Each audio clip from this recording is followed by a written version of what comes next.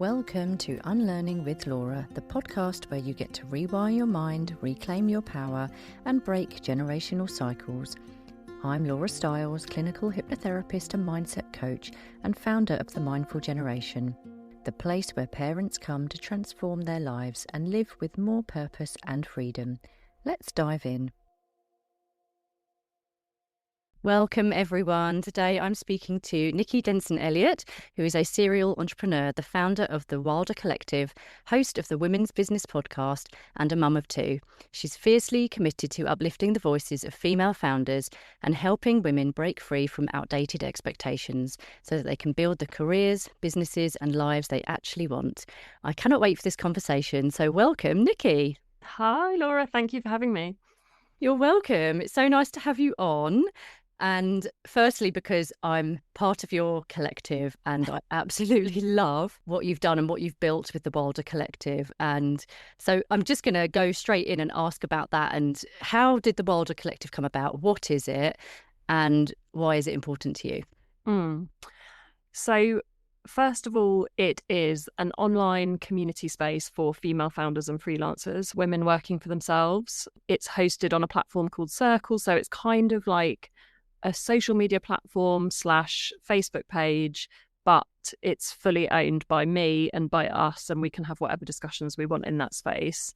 It came about because I have a podcast, as you mentioned, called Women's Business, where I speak to female founders, and I had incredible conversations with other women working for themselves through my sort of entrepreneurial journey. And I just decided to start a podcast. I was like, why not?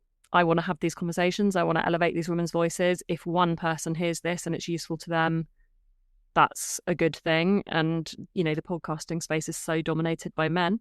And the podcast led me to have lots of amazing conversations with other women working for themselves, not on the podcast, just in my DMs, people giving me feedback, talking about how something touched them, how something was powerful, how it was useful. And I just really had this incredible privilege of talking to all these women. I was like, if these women could talk to each other, then we'd really be onto something, because they're all amazing. They're all working for themselves and they're all just out here floundering around.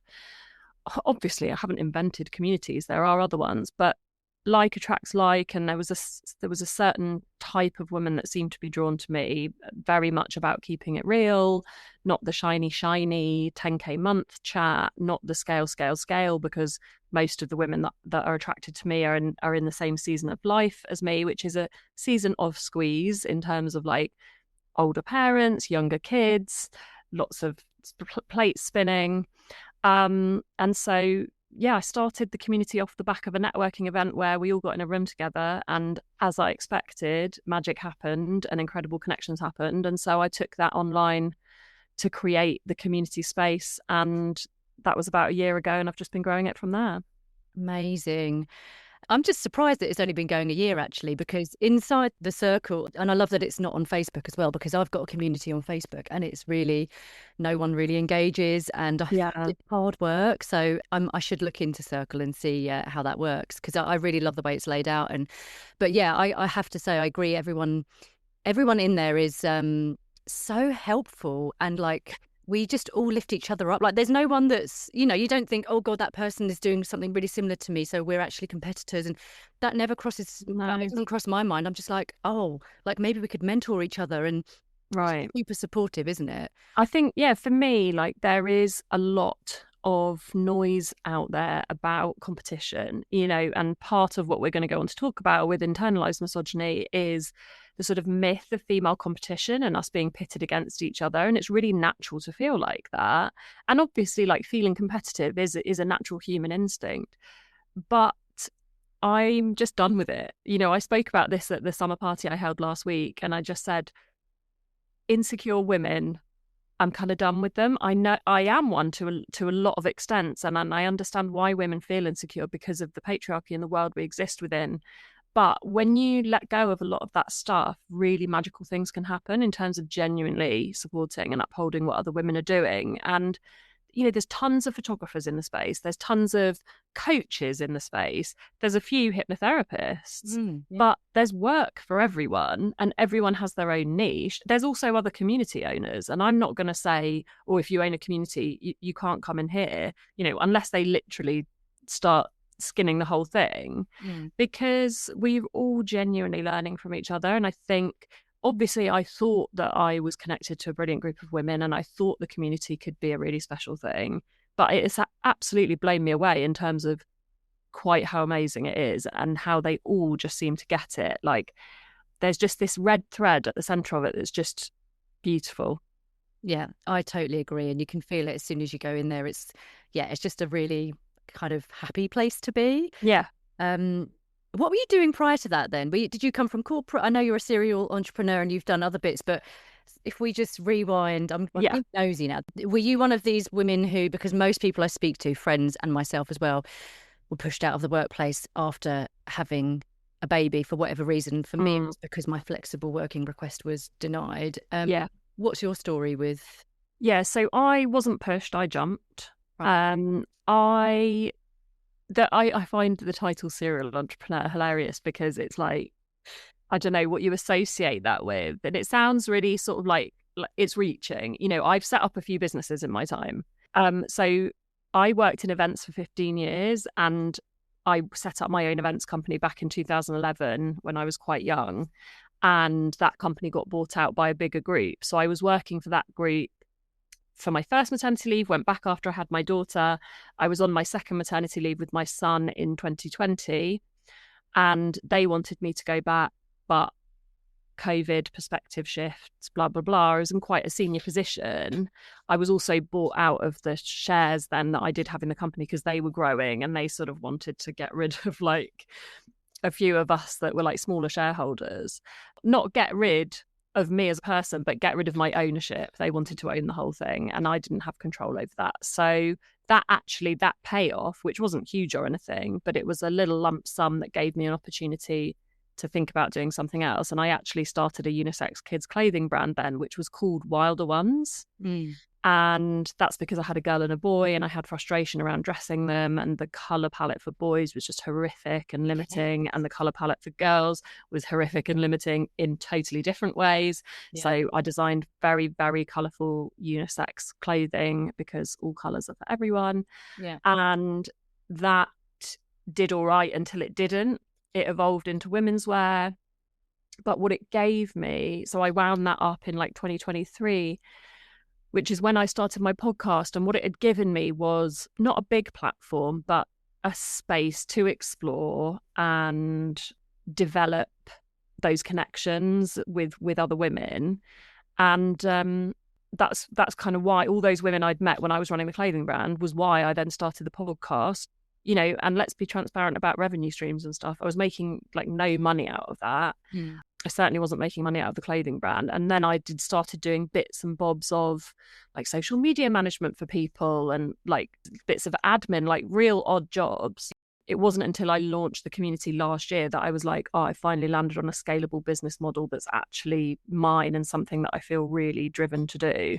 Yeah, I love that. I love that it's just like evolved from something, like the name has evolved from something that that made sense and like was actually really important for not just for you, but like for me, like you just saying that. And I'm thinking back to like the kids' clothing. I've got two boys who probably same age as your kids actually, because I was on mat leave in 2020 with my second, and just thinking back to the clothes and stuff. And yeah, like a lot of it was just beige, because I didn't want to have them in blue all the time or green all the time.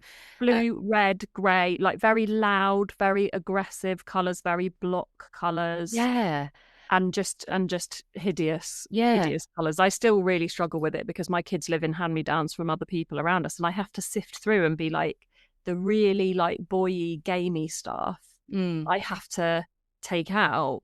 And the really like pink girly frilly stuff I have to take out. And I'm like, you know what? They'll make their own choices when they're older, but I am going to edit their wardrobes now because I can't bear it. And I think that's part of why I called the brand Wilder Ones, because it was a bit wilder. And kids, in my head, kids were the wilder ones among us. So I was like, I'm being clever. But the reason I kept Wilder in the collective is I had a discussion with my, Instagram community and was like, shall I just change my profile to my name? But they said the word Wilder meant something to them now, that they felt like they were the Wilder ones who were trying to do things differently, sort of reclaiming their womanhood. And so the Wilder collective was like a really lovely natural evolution of Wilder Ones, the clothing brand. Yeah, I love that, and it works so well. Yeah, I just remember like my son said that his favorite color was pink, and I've just had a memory of an older family member like questioning that. I remember just like seething inside, but not wanting there to be any conflict around it, and just saying to him in private afterwards, "Pink's an amazing color. It's really like." It's a beautiful colour, and it's still now his favourite colour. And I just think, the message... The colour thing is wild. And if you go back in time, like I can't remember how far back, but pink actually used to be a colour that boys were dressed in. I think in like Victorian times. Yes. It was like the masculine colour, apparently. And boys also wore dresses and skirts and stuff. And it's like now... I've had similar situations like that with you, with family members, where send a picture of my son in one of my daughter's dress because they move beautifully. So he loves twirling in dresses. They're much more interesting than joggers. Yeah. And somebody replied and was like, oh, yeah, as long as he doesn't leave the house or whatever. And I was like, I don't care if he leaves the house. Like, is he safe? Is he looked after? Is he happy? Yeah. These are the things that I care about. Exactly. So yeah, there's a lot of, that's a whole different conversation, Laura, the clothing thing. Yeah, we could do a whole separate episode just on that alone, couldn't we? But this does lead me on to the internalized misogyny, and this is something that I think I'm quite hopeful, and probably naively, maybe optimistic, but I think it's because of the bubble I'm in, probably from your collective and a lot of people that I follow on Instagram, because I feel like we're seeing a shift with a lot of, I don't know, maybe women of our generation in terms of like wanting to build on the confidence. There's, the confidence gap, and there's the gender pay gap, and there's so many things. But I'll not do this justice if I try and explain what internalized misogyny is to anyone that's listening that doesn't know. So I'll let you just explain what that is and how is it subconsciously running our lives. Yeah, so I think we're all familiar with the term misogyny, right? The hatred of women. And we think about misogynistic men, and you can probably think of several either in the media or in your life, unfortunately. Internalized misogyny is the judgments that we put on ourselves and other women that we carry around with us. And those have been conditioned into us by years and years and years of just existing within a patriarchal society. So internalized misogyny shows up in policing other women's behavior, whether that's, the whole trope around like she's a slut, but he's a player, the judgments that we make on like women's sexual behaviors, the judgments that we make on their appearance, on their choices, on how they choose to age. It shows up in the workplace in terms of that competitive piece that I was talking about, sort of tearing other women down. It shows up in the way we feel about ourselves, the way we feel about our bodies, the way we feel about the way that we age, the way that we feel about the way we parent. It's pretty much present in every area of life, I would say. And the more I learn about it and the more work I do on it, have you heard that expression, fish don't know they're in water? Because they've only ever been in water. This is the water we swim in as women. Yeah, absolutely. There's so many, just as you were speaking then, so many examples just came to my mind of conversations I have with people. And, one actually just within the last few weeks with one of my best mates it was like a news headline that Kate Nash is on OnlyFans. And she was like tearing her a new one about it. And I was like, I don't really see... I actually read the whole article because I think she had just seen the headline and she shared it and was like, oh God, like what a slag, and oh, her career's gone down the toilet, and da, da, da, da. And I read the article and Kate Nash was like, yeah, basically because of I want to go on tour and because I don't have the funds to do it, I have to make the money from doing it. And I was like, flipping good for her. Like she's doing something that, it doesn't... She's not worried about the judgment. She doesn't care who's seeing it, and she's making money because she wants to do the thing that she really loves, and that's her way of doing it. And yeah, I don't know. I just feel like there's a lot of judgment from lots of women. 100%. And I think it just, when you can tell that I think that it's internalized misogyny is when if a man was doing the same thing, you would react completely differently. So if we take aging as an example, you know, men age like a fine wine, they become distinguished, they become sexy, you know, salt and pepper hair, like it's all good stuff. When we look at how women age, we are making constant judgments, either acknowledging that she's had work done, saying she looks incredible for her age, like she should look a certain way and she doesn't, or making judgments for how, you know, she's let herself go or she hasn't, you know, studying like a woman's neck or lines. And we do that through the lens of like, what do I look like? What am I going to look like? And I don't think anyone's immune to it because we're bombarded with this stuff constantly. But it is just a lot to deal with, and it is everywhere. And I've seen that Kate Nash thing as well. And I think, you know, she probably is concerned about the judgments because she's a human woman, again, who exists within this world. But she's got a tour that she wants to go on, and she sees this as a viable revenue stream. Well, good for her. Like, it's just not for other women to make judgments on that. They can think whatever they like, but those are inside thoughts. Yeah. And actually, if you are going to tackle internalized misogyny, you need to work on the inside thoughts as well as the things that you say out loud. Yeah. And I think that that's where it's challenging, because it's like your nearest and dearest making comments.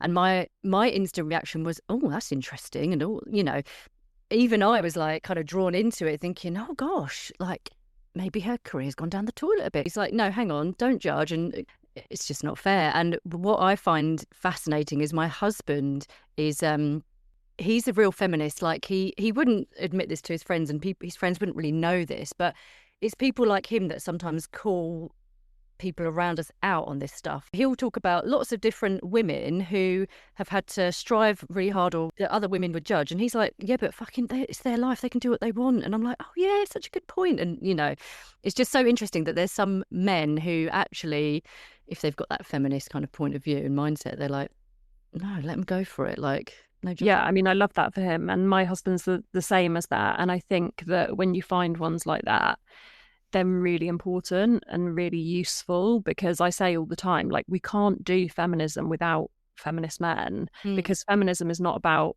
women being superior. It's about all people being equal. And men who truly, truly believe in the worthiness of that, we need them for this fight, because otherwise we do exist in that echo chamber, like you said, and we're just kind of like, yeah. But unfortunately, there's still lots of men in power making lots of decisions. And unless they're on board, nothing really changes. And so it's really hard. You know, I've had this discussion with my husband. It's really hard to be the guy that calls things out like that, because it's kind of tribal, like space, to want to fit in with the crowd, to not stick your head above the parapet, to not say something that might risk you being pushed out. And I think with men and kind of blokey culture, it can be even harder to say, that's not okay to say that. You can't say that anymore. You can't even really think it. And so I really appreciate the men that do that, because it isn't easy for them. And I'm not a feminist who's anti-men. I bloody love men. I'm anti-patriarchy. Yeah, same here. Yeah, no, it is interesting. And I think it's got to be kind of called out by everyone who is trying to create this change. Another thing my husband got sent recently was like a load of right-wing crap from Andrew Tate on like this group of mates that he's on a chat with. And one of them is, I don't know, this one particular friend of his keeps sending stuff like that. And yeah, my husband's like, you've got daughters, like, and I'm like, do you need to start calling him out? Like, if he's sharing stuff and no one's responding, that means you're probably mostly all thinking the same thing. Like, you can be the one who starts saying, like, this is shit, can you stop sending this crap into the group? Like, so yeah, but it's hard. I get that tribal thing, isn't it? It's like, you just want to be accepted, and that's what's hard. Yeah. But got to, at a certain point, you've got to draw a line in the sand and go, like, what matters more to be here? Because back then, you know, in hunter-gatherer times, you might have been excluded, and that might have been life or death for you, but it isn't now. Yeah, it's hard, but it isn't life or death for you if you say something that goes a little bit against the grain. And so the more and more people do that, the better and better things will get. Absolutely. Yeah, you're going to survive that. What is it that made you, because obviously this is your specialist subject, and I know you go into companies and you do workshops and talks about it as well. What is it that really drove you to really want to educate people and shout about internalized misogyny? It's been completely organic on my own learning journey of doing the podcast. When I started the podcast, it was about, like I said, like hearing women's stories and hearing women's voices. But there was so many threads that came up so often around like mental load and stuff that was going on at home, and obviously what women are facing. And like you said, women being pushed out of the workplace, that was a really common theme. And internalized misogyny, sort of almost unknowingly to begin with, was a thread through the whole thing that really stitched it together. And when I realised that, especially some of the work around women and money and how women who work for themselves, actually, the gender pay gap is biggest in women who work for themselves. So we all talk about the gender pay gap and we're like, oh, it's this big problem. But actually, when women are setting the rates, they are the problem. And that's because of internalized misogyny. That's because women intrinsically don't believe in their value. Obviously, I'm generalizing, before someone's like, no, I charge way more than the men I know. Well, good for you, girlfriend. But most of us don't. Yeah. Women who exist in the same space as men will charge far less and will question it more. And so it just came about off of the back of all of that kind of work, and the more conversations I had and the more work I did around it and the more research that I did around it, it just became, like I said, this thing at the center of my work where I was like, this is the common theme, and closing the gender confidence gap is understanding internalized misogyny is fundamental to closing the gender confidence gap.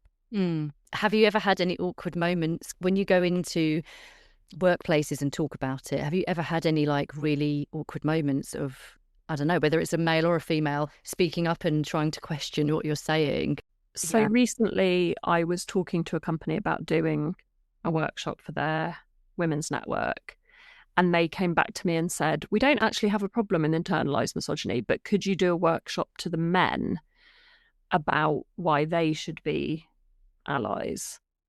And I was like, no, because it's not my job to tell men how to be decent humans towards women. Yeah.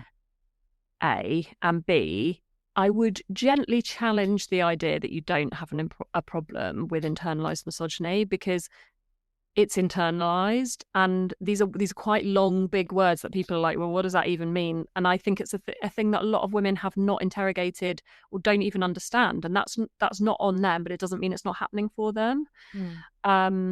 So those are the kind of situations that I face, and I have awkward moments, I would say less, but like, just in my day-to-day life in terms of like calling out sexism or sexist jokes. I've had situations where in a group of people who are all laughing at a sexist joke, I've gone, is that funny? Should we be making that joke? And it's hard to be that person, because it's like, you don't want to show that you don't have a sense of humor. But I have just got to a point with it where I'm like, I've got a sense of humor for stuff that's actually funny. And if you're a funny person, you can do way better than sexism. So I'm just kind of like, you've got to say something. Oh my God, it's so hard to do as well. I grew up in a family with two brothers. So I've always been surrounded by boys, because obviously I've got boys myself now. For someone who's quite sensitive, I find it really hard to question and complain and shout about those things when those personalities are quite domineering. But yeah, like my dad would always make jokes about, oh, why do women have small feet? Because they can be close to the washing, closer to the sink, yeah, all that crap. Like, and my dad is annoyingly like quite a like modern man when it comes to everything else, and he's really, I don't know, like there are feminist traits in there, but sometimes he comes out with these really annoying old jokes that he probably got from his dad. And so, yeah, but now I question it, and because I don't want him saying things like that with my boys listening. Exactly. And it's just trying to break that cycle, but it makes it very awkward over like dinner time conversations when I'm the only female in the room, being the one that's shouting about it and being pissed off. The one that I do constantly, which probably really annoys my in-laws, is or she. So they'll be like, look at this bumblebee, look what he's doing, look at him, look what he's doing. And I'll be like, or she.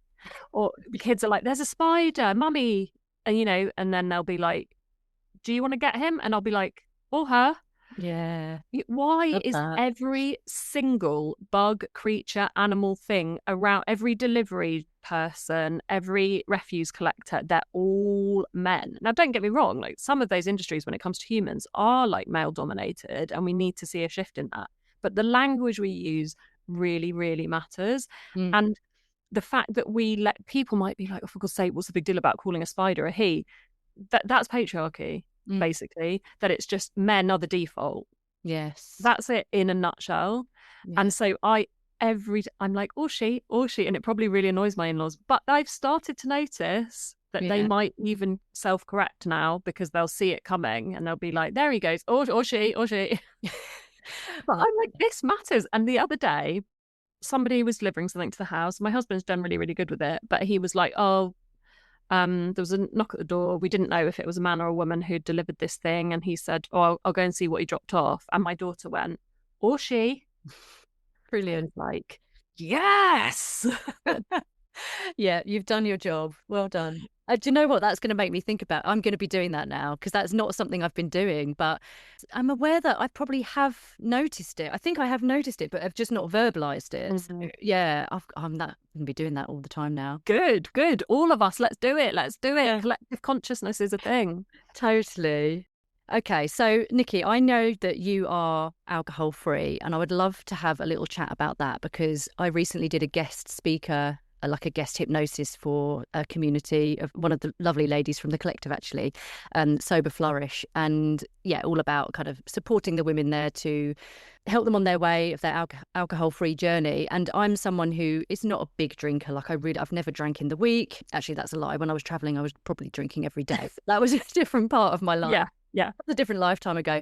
But yeah, so as someone who's very interested in being alcohol free myself, to be honest, I talk about it all the time. I'm always saying to my husband, I could do without this. Like, if it's making me, for me, it's because I'm a crap mum when I've had alcohol the night Got before. you. I'm a shit mum, and I don't want to be that parent. And so it's very rare for me. So I'd love to ask how, like, what made you want to go alcohol free, and yeah, what's your journey with that? So I think for a lot of people who are alcohol free, they would identify as like a grey area drinker where they didn't have a problem with alcohol, but the lines were blurry. And I have to say, that's not me at all. Mm, I was probably closer to you mm, in terms of I used to be a big drinker in my 20s, went on dates, got wasted, went out with my friends, all of the usual.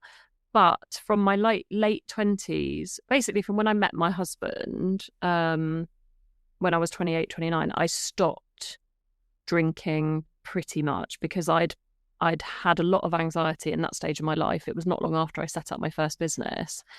And cutting out alcohol was a really obvious way of reducing some of that sort of anxiety because I would get terrible hangovers and hangxiety, as they call it. So I have not, for the last 12 years, I've not been a big drinker. I was like one gin and tonic on a Friday to take the edge off kind of a girl. Probably haven't been drunk in years and years and years. And 2 years ago, my husband was very, very drunk on New Year's Eve. And the next morning was like, okay, I'm going to do dry January and let's see how. And I said, well, I'll do it with you because I don't drink much anyway. And then he got through January and he was like, I'm still not going to drink. And I said, okay. And then he was like, oh, I'm going to this work thing tonight, so I might have a drink. And I was like, okay, cool. And then he'd come back and be like, I didn't because I'm sort of here now. And basically it got to a point where we were like, yeah, we're just done. We're just done with it. So that was January 2023. So we're like 2.5 years in. His relationship with alcohol was different in the sense that he definitely drank more than me. And he would, he's like a man in his 40s, so he wouldn't go out that often. But when he did, he would get quite drunk, have a hangover, take a good couple of days to get over it. But he wasn't drinking every night or anything like that. But I think the shift for him was bigger because he was having more of it than I was. For me, it was very gentle. It was kind of like, well, I don't really have it anyway. Do I really need it?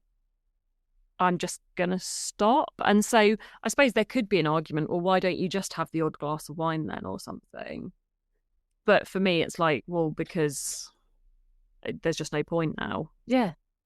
Yeah, and you know what's in it. Like once you start really learning about what is in it and the toxic side of it. And I know, like, I don't, without sounding like super boring and stuff, but yeah, I did a load of research recently and I was like, yeah, I don't really want to be having all of that. And I drink on a Friday. I'll have like one or two drinks because my kids go to cricket and it's in the village and we're able to walk home. And it's like that's like our social life at the moment. Yeah. And they'll do, like, they do ciders and stuff. So, but most of the stuff that's on offer is very sugary. And I think what I've noticed is if I have alcohol that's got heaps of sugar in it, that's where, I don't know, it just makes me feel so gross for like good 2 or 3 days afterwards. Yeah. Like gut wise, I'm just like, I don't, like I said as well earlier, like I don't want to be the shouty, like irritable mum. That's the main reason. But also I want to feel good. Like I feel good all the time, every day. Why do I want to like start? I don't know. Like the alcohol for me just makes me feel so shit that it's just not worth it. Yeah. And I think for me, you know, I've done a lot of reading as well. And I think there is no benefit to alcohol. You know, that people say a glass of red wine a day is good for you. Yeah, there might be polyphenols and things in red wine that is good for you, but it's scientifically proven alcohol is not good for you in any way. Now, that doesn't mean that you shouldn't drink it. All my friends still drink alcohol. And it's like smoking or eating sugar, eating chocolate, you know, which I eat a lot of. This is about the life you want to live and the choices you want to make and the risks that you want to take, because we're talking big picture, long-term stuff. And, you know, alcohol is not good for health, big picture, long-term. But if your enjoyment outweighs, you know, your concern about that, go for your life. Absolutely. I didn't stop drinking alcohol because I was like, I want to live to 100. But I just think for me, the role it played in my life, it wasn't important enough that I was like, well, I'm going to continue to like poison my body with this. And I have to say, properly drunk people do really stress me out. And I've been a properly drunk person many, many times in my youth. But Drew and I were like walking home the other day, and it was like 5 o'clock on a Sunday afternoon, and there was a guy, we'd taken the kids out for Father's Day, and there was a guy who was so drunk he was like slamming into this building on the way down the road, like sort of, and just looking at people like that, I'm like, you've poisoned yourself. Like, you are under the influence of something that is massively impairing your ability to walk in a straight line. Not even walk in a straight line, stay up, because you're crashing into this building. I was like, I know we've all done this to ourselves, but when you look at it objectively, you're like, that is wild. That it's like socially acceptable that people go out and do that. I've seen people literally like fall down while they're crossing the street in central London because they're so wasted. And these people are genuinely at risk. I know people who've died with accidents they've got into from being really, really wasted. Yeah. And I'm just like, yeah, it's not for me. So I'm not like, I suppose I am a bit judgy sometimes of people who get themselves into that situation, if I'm being completely honest. That's probably me just being old. But like, if people want to drink alcohol, absolutely cool, go for it. They do it all the time around me. And I think what you said about your like Friday night cricket, those are the things that are tricky. It's that habit of like, we're having a social drink together and what other people are expecting of you. And that's the hardest thing about giving up, because me not having a gin and tonic on a Friday night with Drew when it's just the two of us, yeah, that might have been a ritual, but we can create another ritual with a nice tea or a nice alcohol-free drink that we enjoy together. But the social thing by far is the hardest thing about it, because of the expectation around it. And I think that is just something where you really have to have the courage of your convictions, and you have to put other people at ease. Unfortunately, you have to really reassure people that you're okay with not having a drink yourself and with them having a drink. Yes. Because so much of what they're thinking, it's all about them. Yeah, it's all on them. Yeah, it's all about them. It's not about you. So you have to be like, oh no, I'm drinking this alcohol-free beer. It's delicious. I'm loving it. Like, you have to really reassure people that it's still okay to be around you. You're not boring. You're not feeling any type of way about it. You're not going to cramp their style, put judgments on them, you know. So that is the trickiest bit around it. But, you know, I just don't really go out, Laura. I don't either at all. Like, I mean, who can? Which really helps. It does help a lot. I do think that parenting, it's just another thing to do with becoming a parent, that changes, isn't it? Like there's so many things that change, but for me, yeah, alcohol is a big one. And yeah, as I said, like what drove it was just not being irritable. And I get overwhelmed and overstimulated a lot, like when there's lots of noise. But when you're hungover, it's just like that times 100. Yeah. And at this age, for me, the balance on the balance of all things, hangovers not remotely worth it, because anxiety, general feelings of just being unwell and feeling like crap, and that lasting for 2 days. You know, I saw my doctor today. He said, your iron's quite low. Are you fatigued? I was like, am I fatigued? Like, you have no idea. And, you know, if alcohol was in the mix, like just totally not worth it for me. Yeah, agree. I think for a lot of people, it's just the act of picking up a cold drink, and you know, it's just like the ritual of drinking a drink. I think there's a lot of people who are in like the grey area drinkers, who may be wanting to, I don't know, improve their health or even like lose weight. Like I lost quite a bit of weight when I stopped heavily drinking, because it was just what I will say about that is that as a midlife woman, I'm noticing my body changing a lot, and it doesn't matter if your habits are the same, your body can sort of get away from you. And I find that really, really difficult. I think someone the other day said you can feel like a stranger in your own body. And that really, really resonated for me, because I've said to Drew, like, the thickening that is happening around my waist is really getting to me, because it's something I've never had to deal with before. And that's entirely personal. And I think if I was drinking, that's just an easy calorie cut to just not have that in the mix as well. Because like you said, some things are packed with sugar, which is terrible for weight gain. And I'm very much like you do, like weigh what you want. And this is not about fat shaming. It's just, for me, on my health journey, I'm glad that I don't have that in the mix as well, because I already feel like a stranger in my own body at times on this perimenopause journey. And I definitely don't think that would help me. Yeah, absolutely. Are you in the thick of perimenopause? What's your story with the perimenopause? Because this is coming up a lot in many conversations I've had on this podcast. It seems to be coming up a lot. Yeah, it's an interesting one. So I'm 41, and when I turned 40, I was like, I'm 40, let's go. And then last summer, almost exactly where we are now, I had a huge, enormous anxiety flare up. I mean, debilitating anxiety.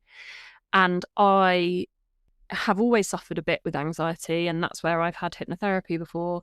But this was like a new realm. And I believe that was a factor of perimenopause and my hormones changing and other things happening. So I wouldn't say that I have overwhelming perimenopause symptoms, but I am on HRT and got in on that at the beginning of this year, quite early, to sort of try and stabilize things.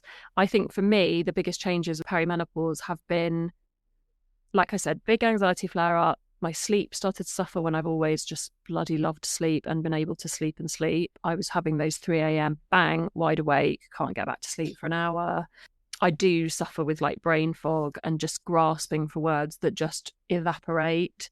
Yeah. I can get into a real pickle with sentences sometimes where I just cannot get the words in the right order. You know, just these strange things. And obviously some of those things may just be age, but the changes to my body and my periods have been noticeable. My periods are really, they're frequent, they're regular, but they're incredibly heavy. I would say debilitatingly so. And I know that people think, oh, if your periods start sort of getting lighter or less frequent, you know, that's when you're heading towards menopause. But that doesn't happen till right before actual menopause. Just period changes are a symptom of perimenopause, and mine have definitely just got worse and worse. And yeah, this like waist thickening, just this sort of layer of fat around my middle. Haven't changed my diet, haven't changed my lifestyle, haven't changed my movement habits, and it's just arrived. Yeah. So I wonder if the waist thing is to do with anxiety, because I think that it tends to, you know, anxiety and stress, like it tends. Yeah, cortisol belly, yeah, they call it. Yeah, exactly. So I wonder if it's just linked to that. But yeah, so many things that we have to, I don't know, I was going to say put up with, but I guess there's this whole other side of perimenopause where, you know, a lot of people are like, oh, you have to just embrace it and da da da da. But I turned 40 last August, and I'm definitely noticing the whole thing about the words and like getting words in the wrong order or losing words, and like you just said about them evaporating, that's happening to me a lot, and that's probably the only symptom that I've noticed. But again, I don't know if that's perimenopause or if I'm just I've hit 40 and suddenly I'm like, what's that word again? So it's hard to know, but yeah, I think anxiety is something that is the key thing that people are saying they're struggling with. So yeah. And I think for me, I interviewed Rosie Nixon, who used to be the editor of Hello magazine, and she talked about, you know, working really hard, kind of burning the candle at both ends, going to a big awards do for Hello, and having such a bad anxiety effect. There you go, anxiety attack, and then followed by burnout, where she was like, I couldn't stop crying. I slept and slept and slept. Like there was something visceral and real happening in my body. And it was only through sort of people that she knew and spoke to and the work that she was doing that she knew that might be to do with perimenopause. So then she asked to speak to a menopause doctor at her surgery, advocated for herself, and started on that journey. And I think just a lot of women don't know that how they're feeling is not what they have to feel like. I was going to say is not normal, but it is normal. Yeah. As in, it's completely normal to feel like that because so many women are having it, but it's not how you should be moving through your life. And what you said about women putting up with things, I've had this discussion recently about women's underwear and how we spend money on things all our lives, but we keep wearing a shit, saggy, uncomfortable bra or pair of threadbare knickers for years and years. And these are things that are fundamental to, you know, how we operate and what we wear every single day, but we just put up with shit ones. You know, we won't spend £100 on a bra. That's too much money. Yeah. Too much money to hold my boobies up. Like my boobies are on my body and I'm carrying them around all day. That's what I should be investing in. That's an investment in myself. That's self-care. Oh yeah, definitely. Oh my God, that is so funny because I laughed out loud when you started talking about the knickers because my knicker drawer is full of knickers that are just like literally the elastics all coming out. There's holes in some of them. My husband picked up a pair the other day and was like, you need new knickers. Like when was the last time? Like, even he's like telling me off and buying new pants. And I was like, yes, I know. But I think the problem is I've got to the age where I'm like, so when I was younger, I always wore thongs. I'm like, I hate thongs now. I just want comfort. And I think during the pandemic, a lot of the time, even now, actually, I don't wear a bra a lot of the time and I can get away with it. But because of that, I have just, let my knickers go by the wayside and not put any money into them. And I really need to buy some new ones. I think it comes back to we're all obsessed with the external, right? And no one's seeing your knickers apart from your husband. So it's like, you know, my bra or my knickers, I'm much more likely to spend money on makeup or, you know, a t-shirt or something that's like an external thing about how I present to the world. And it's about this preoccupation with the judgments of other people and how we present to the world. But actually, how high up my chest my boobs are is very contingent on my bras. And I do have a big bust and they can be halfway down my body. And that really impacts how I look, feel and present to the world. And more than that, how I present to the world should not be the important thing anyway, because that's all about other people. And ultimately that is about the patriarchy. Yes, again. And women wanting to be presentable to men and women. And I just think, some people don't like wearing bras. Like you said, if you don't want to wear a bra, go nuts. But for me, I can feel sick if I don't wear a bra for a while because my boobs like way on my stomach. It's so attractive. So I'm like, I want to feel good in a bra because that makes me feel good about myself and how I'm like moving through the world. And I'm like, why is that at the bottom of the list? Oh, because it's hidden. It's underneath my top. And I'm just like, oh my God, women, invest in your. I want you, Laura, to go through your knicker drawer. I'm gonna do I it. want that for you. I know, I'm gonna make it for yourself. No, it's got to the stage where my period pants are like my favorite pants in terms of the way they look and the condition. They are the best pants in my drawer, so that's saying something, isn't it? I've got to go through that drawer. If one thing comes out of this conversation, I really hope it's that. It will be. I'm going to make it a priority today. But no, it's interesting, isn't it? That it all is linked to patriarchy and the judgment and not worrying because it's all underneath. And yeah, it's just everything. Well, not everything, but a lot of things do come back to patriarchy. And that's why, Yeah, I had to weave it into my work. Last year, I changed my bio on a couple of my socials because I was like, most of the stuff I do is talking about our conditioning and the patriarchy. And so, yeah, it's just so fascinating how a lot of women are trying to educate and share knowledge and lift other women up with all this patriarchy bullshit. Yeah, absolutely. And I think that our generation are going through a real unlearning and relearning, which is super useful. And I had a discussion with someone about this recently, and she was like, Gen Z are fairly clued up on this stuff. And I was like, well, good for them. But what about us? We've still got half our lives ahead of us. Like, that's not a reason to forget about these women who are raising, children, like future women and future men who are going to dictate like the kind of society that we live in. Don't let us be forgotten. If Gen Z are clued in, great. We need that. But like we matter. How we feel about it and how we educate the people around us matters. And it's lovely to see women starting to care about it. I think I probably, like we've said earlier about the echo chamber, occasionally I step outside of it and then I go, oh, shit. Like, it's not as good as I think it is. But I'm delighted to be surrounded by fairly enlightened women.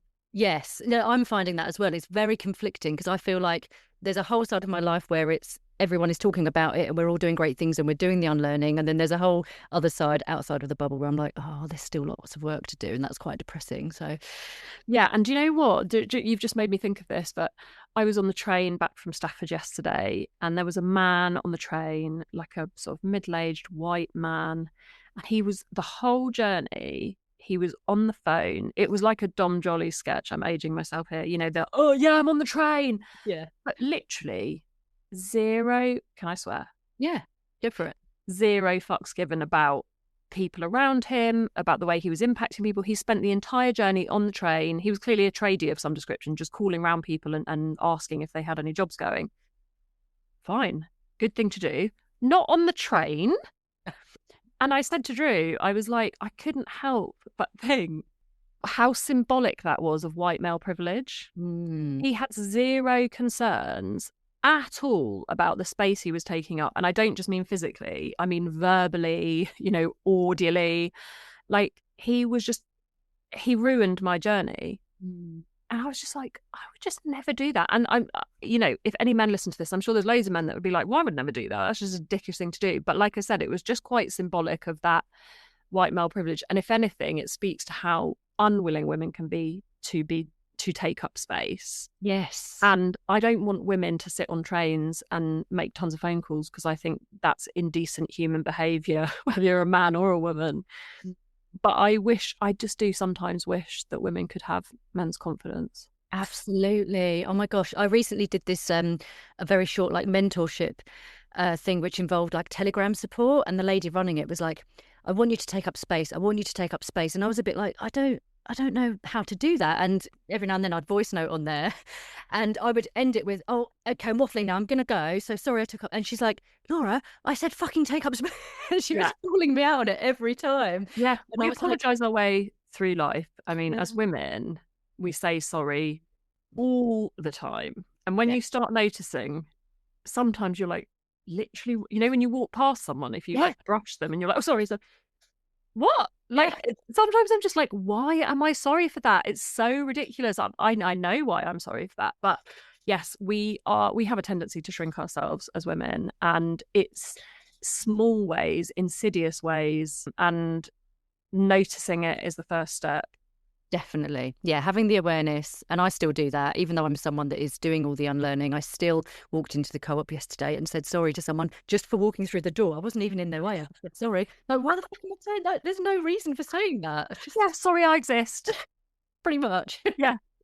So yeah, there's it's hard. It's just so embedded, and we just need to strip that all away and just start taking up space. So yeah. It's so hard. It's so hard. And I'm not, I say this to people all the time, I'm not like fixed. I'm not cured. I'm not enlightened. I'm not free from the judgments on myself. I still study my aging face in the mirror. Yeah, I'm still worrying about this thickening waist. So like, because I think it's very, very hard. I'm not going to say impossible, but I think it's very, very hard to let all of it go and to be truly on the other side of it. But I think like I said, the noticing starts you on a journey. And if you can improve some of that peripheral shittiness around constantly apologizing or judgments you're making on other women or those competitive feelings, your life will be better. Yeah, totally agree. Okay, final question to you, Nicky, is if you could go back to 6-year-old Nicky, what advice would you give or what would you say to her? She was pretty wild. Like, she was a little scamp. I think I would say, oh, that is difficult. People always struggle with my last question as well. Yeah, I love the last question that you, in fact, I love the first question you ask on your podcast. Hopefully this will get people to listen to yours because your first question you ask people is brilliant and it really sets Oh, the thank tone. you. Um, So I see what you've done here, Laura, and you like to get people thinking. And so do I. So I respect it. What would I say to 6-year-old Nicky? it could be anything at all. It doesn't have to be deep words of wisdom, but Yeah, I think I would say you're on the right track. Mm. You know, I think all people are the sum of all parts. And so, you know, I wouldn't be here today without everything that she went through and who she grew into and everything. I think I would tell her, don't worry, your boobs will come in. That's a good one. That's a good one because I worried a lot about boobage when I was young. I worried a lot about boobage. I stuffed my bra. I got bullied about that. That was quite a traumatic experience in my sort of teenage years. And then my boobs came in, and all my friends were like, whoa. And it was a bit of a two fingers up to that sort of slightly traumatic episode. Yeah. So I think I would reassure her that her boobs would come in. I think I would reassure her that, yes, eventually you will stop having nosebleeds. Because honestly, I used to have so many nosebleeds as a kid. And I was scared that I was going to be the first person in history to die of a nosebleed, just bleed to death from a nosebleed, when actually you're losing such a small amount of blood. But I am a hypochondriac, better than I was. But health anxiety has plagued me my whole life, and that was quite a symptom of that. I used to have bad nosebleeds, had to go to the hospital, get my nose cauterized. So it sounds ridiculous, but you know, when that trend was going around, that where people were like, I met younger me for a coffee, I was early, all of that. I wasn't into that. I just put a story up and was like, look, if I met my younger self for a coffee, I would just tell her, yes, eventually you'll stop having nosebleeds and you will eventually lose your virginity. Because that was another thing I was worried about. So yeah, I think it's just, you know, like as young women, young girls, like confidence is such an issue from such a young age. And, you know, our ideas, like research shows that your ideas about gender roles are set from the age of 7. So by then, you know, by the age of 6, Nicky was quite clear on probably like her place in the world, or what she thought her place in the world would be. And yeah, I just give her a cuddle, I think, and brush her hair. Her hair was a disaster. Oh, that's lovely though. Do you know what? It's the confidence thing is definitely, something that I think all women or mums especially should go back and, I don't know, just give them a boost of confidence. For me personally, I really struggled with confidence. So yeah, I can definitely relate to that and the boob one. But yeah, no, I love all of that. And then those little things, well, they seem little now about the nosebleeds, but like, yeah, when you're young, that's huge. And you want to not worry about that every day of your life. So yeah. Yeah. And I think the confidence thing, like, I know that my kids are on their own journeys. Like, I know that I can do the best that I can to like be scaffolding for them, you know, be here to support them, but they are who they are. But I think, you know, I shared a post this week about my daughter doing a test at school and getting an answer wrong in inverted commas, when actually it was just her interpretation. And she really had the courage of her convictions with me about why she had answered the question correctly, and I totally backed her. And I had an amazing response to that post, and I was like, this actually means so much to me that she had the presence of mind to know how she felt about something, to go against the grain. It gives me confidence in her confidence at a young age of 8, that I'm like, please keep hold of that. And I think at a certain point girls can lose that. And that will break my heart. So I will do everything I can to keep that flame burning for her. Yes. Yeah, that is so lovely. And I loved that post that you put out, actually.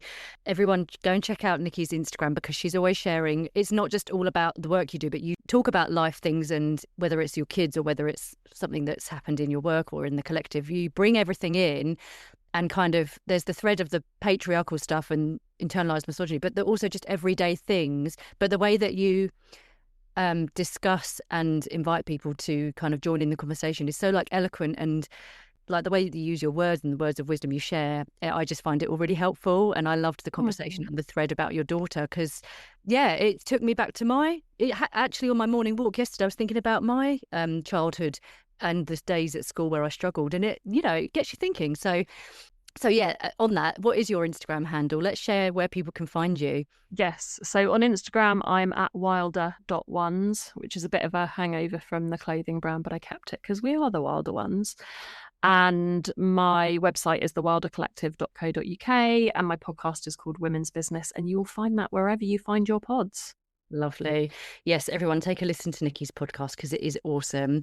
Do you have anything that you're promoting at the moment, or anything coming up that you'd like to share as well?